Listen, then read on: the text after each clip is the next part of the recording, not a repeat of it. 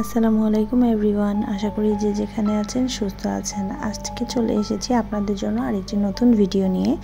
আজকে আমি দেখাবো কিভাবে আপনি অ্যাভোকাডোটি দীর্ঘদিনের জন্য সংরক্ষণ করে রাখতে পারবেন। তো দেখতে পাচ্ছেন আমার হাতে একটি পাকা অ্যাভোকাডো আছে। অ্যাভোকাডো কেনার সময় অবশ্যই দেখে নেবেন অ্যাভোকাডোটি পাকা কিনা। তো এইভাবে করে আপনি অ্যাভোকাডোটি প্রস্তুত করতে পারেন। আর অ্যাভোকাডোর গুণাগুণ বলে শেষ করার মতো না, যদিও আমার একটি শর্ট ভিডিও দেওয়া আছে। আর আমার চ্যানেলটি অবশ্যই ঘুরে আসবেন, পেয়ে যাবেন আমার ভিডিওটি, অ্যাভোকাডোর যে রেসিপিটি আমি শেয়ার করেছি। অ্যাভোকাডোতে আছে প্রচুর পরিমাণে fibre, healthy fats, vitamin, mineral, zinc. এটা ডাইজেশনের জন্য খুব ভালো উপকার করেন। তাছাড়া বাচ্চাদের মেধা বিকাশের জন্য অ্যাভোকাডো খুবই উপকারী। অ্যাভোকাডোটা আপনি সচরাচর আমরা যেখান থেকে বাজার করি সেখানে না পেলেও বিভিন্ন সুপার শপে অনেক ভালো মানের অ্যাভোকাডো পেয়ে যাবেন। তাছাড়া গবেষণায় দেখা গেছে যেসব বাচ্চাদের হেপাটাইটিস আছে বা ক্যান্সার আক্রান্ত যেসব শিশুরা, তারা খুব দ্রুত রিকভার করেছে বা তাদের রিকভারের জন্য অ্যাভোকাডোটাও খুবই একটি উপাদেয় ফ্রুট। তাছাড়া বিভিন্ন ক্ষত দ্রুত প্রিপেয়ার করার জন্য, অনেক বাচ্চাদের র্যাশ হয় সেসব রিডিউস করার জন্য অ্যাভোকাডো খুবই উপকারী। তো এইভাবে আপনি পিল অফ করে নেবেন অ্যাভোকাডোটা। আমি সাধারণত এভাবে করেই সংরক্ষণ করি এবং দীর্ঘদিনের জন্য সংরক্ষণ করতে পারি।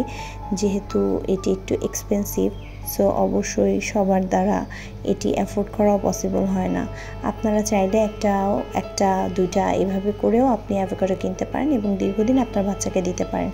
আমি আমার বাচ্চাকে 6 মাসের পরে থেকেই অ্যাভোকাডো দেওয়া শুরু করেছি, অ্যাভোকাডোর পিউরি। অ্যাভোকাডোটা আমি অন্য ফুডের সাথে অ্যাড করে দিই, লাইক কলা বা খেজুর। আপনি চাইলে অন্য যে কোনো ফলের সাথে অ্যাড করে দিতে পারেন। তো আমি এরকম একটা জিপলক ব্যাগ নিয়েছি। এই জিপলক ব্যাগের মাধ্যমে আমি অ্যাভোকাডোটা সংরক্ষণ করব আমার ডিপ ফ্রিজে। আপনি 6 মাসের মতো রেখে এটা বাবুকে প্রস্তুত করে দিতে পারেন। চেষ্টা করবেন বাচ্চাকে খাবারগুলো ঘুরিয়ে ঘুরিয়ে দেওয়ার জন্য, লাইক 2 দিন অ্যাভোকাডো পিউরি অন্যান্য ফুডের সাথে দিতে পারেন। এভাবে করে চেঞ্জ করে দিলে ওদের খাওয়ার স্পৃহাটা বাড়ে বা ওরা একটু ভেরিয়েশন পায়। এই যে আমি আমার ডিপ ফ্রিজে সংরক্ষণ করে রেখেছিলাম, আপনাদেরকে দেখানোর জন্য আমি এটা বের করেছি যে কিভাবে আমি সংরক্ষণ করে রাখি। তো কিছুক্ষণ ডিপ ফ্রিজ থেকে বের করে নর্মালে রেখে দিলে এটা এমনিতেই অনেকটা গলে যায়। সো তারপরে আপনি বাটিতে নিতে পারেন, নর্মাল হওয়ার জন্য রাখতে পারেন বা গরম পানির উপরে স্টিলের বাটিতে দিয়ে হালকা একটু ওয়ার্ম করে নিতে পারেন, কিন্তু জাল দেওয়ার কোনো প্রয়োজন নেই। তো এইভাবে সংরক্ষণ করতে পারেন। আমার ভিডিও ভালো লাগলে অবশ্যই লাইক, কমেন্ট, শেয়ার দিয়ে সাথে থাকবেন। আর আপনাদের কোনো কিছু কোয়ারিজ থাকলে অবশ্যই কমেন্টের মাধ্যমে জানাবেন। সুস্থ থাকবেন, ভালো থাকবেন, ভালো খাবার খাওয়াবেন বাচ্চাদেরকে। আল্লাহ হাফেজ।